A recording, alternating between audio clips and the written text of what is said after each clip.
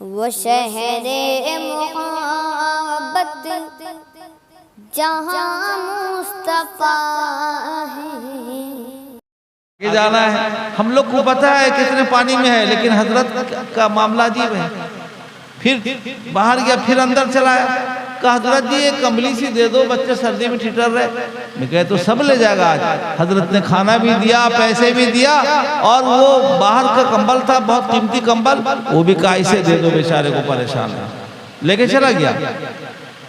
ہم لوگوں میں سے کوئی تھا بیچارہ، اس نے کہا حضرت یہ بہت پرانے ٹھگ ہوتے ہیں، کئی اسٹیشن میں کوئی نہیں پڑے رہتے ہیں، جھوٹ کے عادی ہوتے ہیں، اسی طرح ٹھگ کے لوگوں سے پیسہ لیتے ہیں. حضرت نے کیا جواب دیا، یہ سننے کی بات ہے. حضرت فقیر امت نے فرمایا کہ تو میں بھی سمجھ رہا تھا، اور میں تو یقین کے ساتھ سمجھ لیا تھا کہ یہ ٹھگ رہا ہے. پھر میں نے دیا کیوں اس کو؟ میں اس لیے دیا، اللہ کا شکر ادا کیا کہ اس کے جگہ میں نہیں ہوں. اگر میرا یہی حال ہوتا، در در بھیک مانگتا رہتا تو کیا حال ہوتا. اسی لیے اللہ کا شکر ادا کرنے کے لیے جو مانگا دے دیا، جاؤ لے جاؤ، جاؤ لے جاؤ. ہم ہوتے دور دورا دیتے، ٹھٹکار دیتے. تو اللہ والے تھے، کہنے لگا تجھے کچھ نہیں ملا، کیوں مایوس خالی جا رہا ہے، لے جا کمبل اٹھا کے.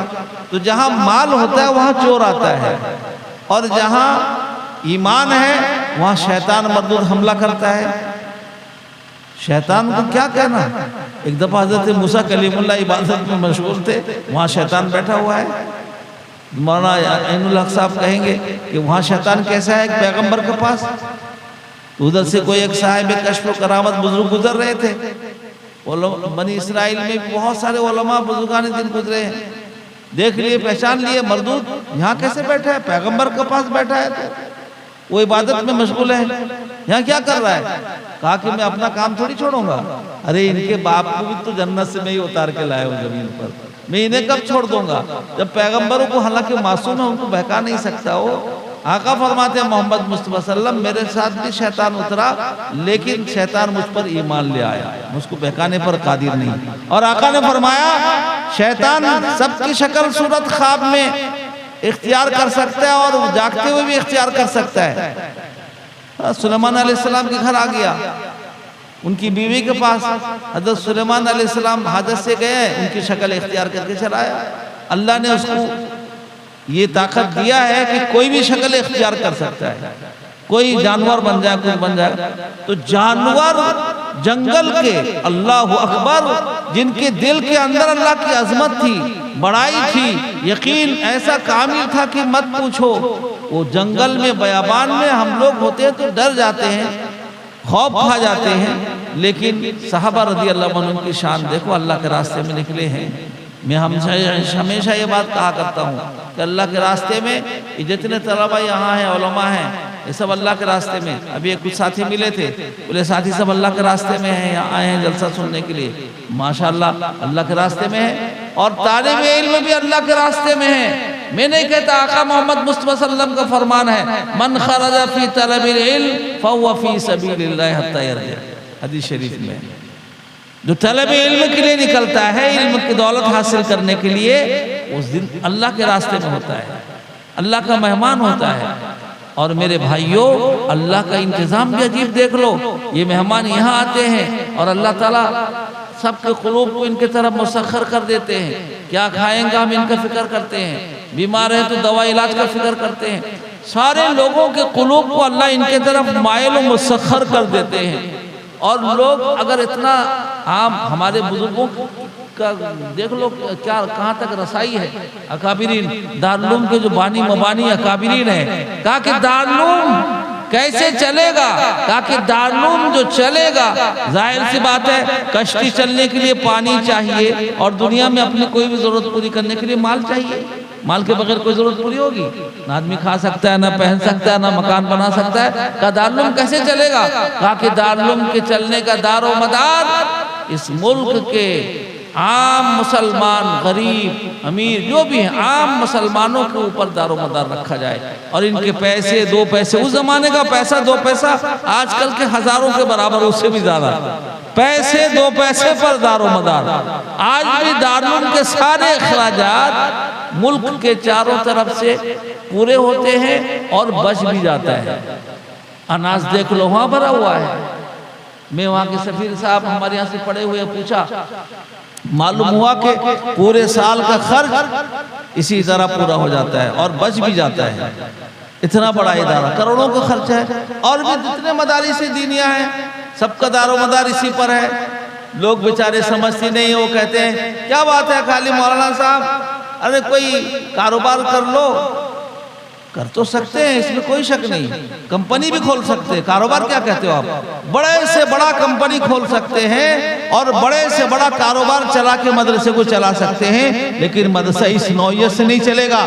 اس سے جو عالم دین حافظ قرآن نکلیں گے امت کے کام نہیں آئیں گے میرے بھائیوں، وہ مستغنی ہوں گے، اپنا کاروبار سوچیں گے، مکان بنائیں گے، دکان چلائیں گے۔ وہ امت کے جنازہ پڑھانے کے لیے نہیں آئیں گے، امت کے مسائل حل کرنے کے لیے نہیں آئیں گے، امت کے لیے پریشان نہیں ہوں گے، اس لیے کہ وہ مستغنی ہوں گے۔ امت کے پیسے سے ان کے مسائل جب نہیں حل ہوئے ہوں گے، انہیں کیوں امت کا فکر ہوگا؟ ہمارے بڑوں پر قربان جاؤ۔ آقا محمد مصطفیٰ صلی اللہ علیہ وسلم کے سنت کو ایسا زندہ کیا، آقا نے اعلان کیا اللہ کے راستے میں ضرورت ہے، جس کے پاس جو ہے لاؤ، لٹاؤ بٹھاؤ۔ سب لٹائے بٹھائے اور کام اسی طرح دین کا چلتا رہا، آج بھی چل رہا ہے۔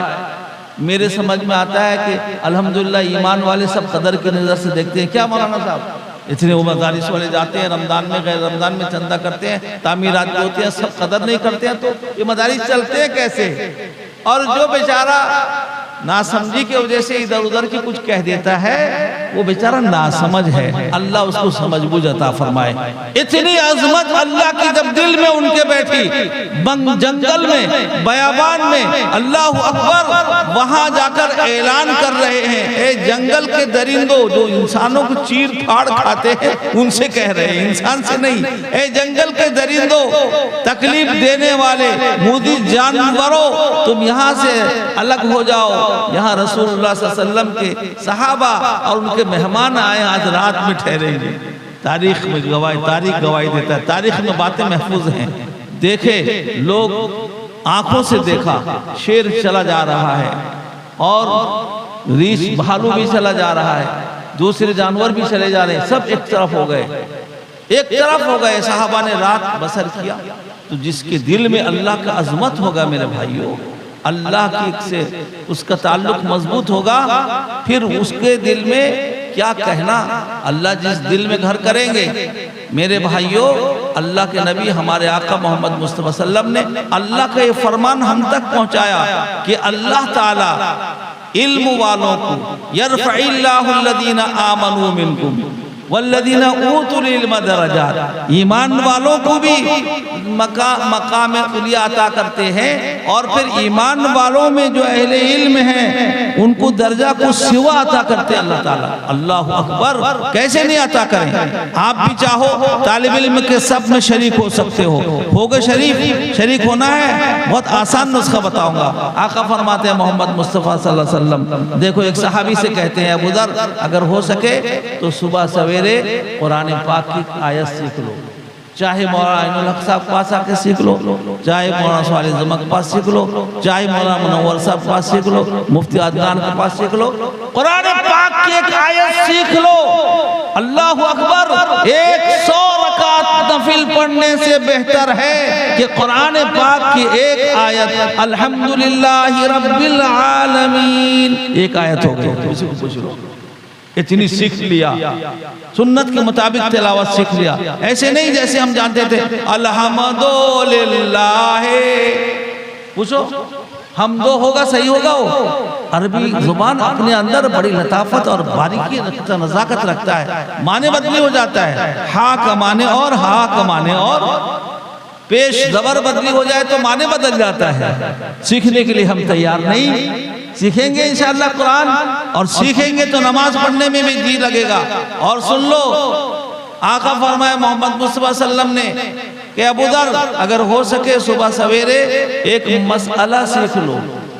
کیا مسئلہ؟ وضو میں کتنے فرائض ہیں، غسل میں کتنے فرائض ہیں، آؤ مدرسے میں دیکھو بچے یاد کرتے رہتے ہیں۔ ایک مسئلہ سیکھ لیا کہ غسل کے اندر 3 فرائض ہیں، اس میں سے پہلا فرض یہ ہے، ایک مسئلہ صرف سیکھا، ایک مسئلہ سیکھ لو، 1000 رکعت نفل نماز پڑھنے سے بہتر ہے۔ کیوں؟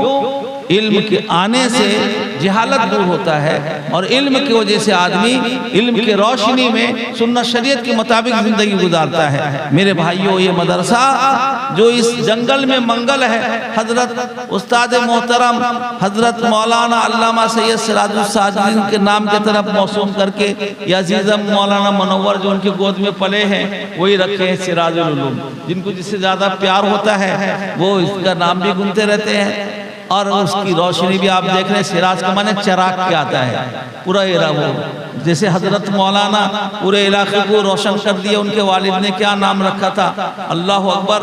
نام بھی توقیفی ہوتا ہے، لکھا ہے علماء نے، نام بھی اللہ کے طرف سے مقرر رہتا ہے۔ ہم اس کو پوچھ کے رکھتے ہیں، وہی نام رکھتے ہیں۔ تو نام بھی ایسا ہی تھا، اور پھر اس مدرسے کا نام بھی سراج العلوم، اور یہ پورے علاقے کو روشن کر دیا۔ تین بچے حافظ تیار ہو گئے ہیں، ان کے سر میں دستار باندھی جائے گی۔ میرے بھائیوں، آپ لوگ ماشاءاللہ کافی تعداد میں اس جنگل میں آ گئے ہو۔ میرے خیال میں حضرت مہمان خصوصی کی برکت سے، ان علماء کرام کے برکت سے آپ لوگ آئے ہو۔ بہرحال بہت قیمتی رات ہے، آپ لوگ قدر کرو اور دین سیکھنا شروع کر دو۔ آسانی کے ساتھ روزانہ کچھ نہ کچھ علم حاصل کرتے رہو، اللہ کی مقام مرتبہ ملے گا۔ اللہ کا قرآن سیکھو اور اس کو پڑھو اور اس کو سمجھو۔ اللہ نے قرآن کو ایسا اتارا ہے، اس کو ایسے پڑھنے کا سب طریقہ بھی بتلایا ہے، معنی و مطلب بھی بتایا ہے۔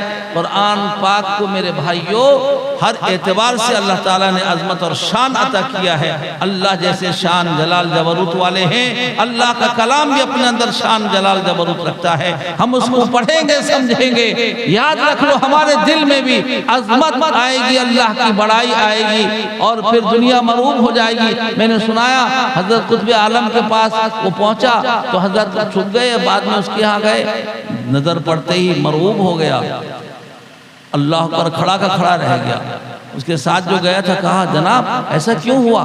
کہا کہ یہی تو میں دیکھ رہا تھا کہ ان کے اندر کیا چیز ہے جو اتنا بڑا کارنامہ انجام دے دیے۔ معلوم یہ ہوا کہ ان کے اندر کوئی صلاحیت، کوئی چیز اور ہے جو کام کر رہی ہے۔ یہ کیا ہے؟ دل کے اندر اللہ کی عظمت کی وجہ سے اللہ دوسرے کے مروب کر دیتے ہیں۔ آج میرے بھائیوں اللہ کی عظمت بڑائی ہمارے دل میں کم ہو گئی، یقین کمزور ہو گیا، جس کی وجہ سے ہم خوف کھاتے ہیں دوسروں سے۔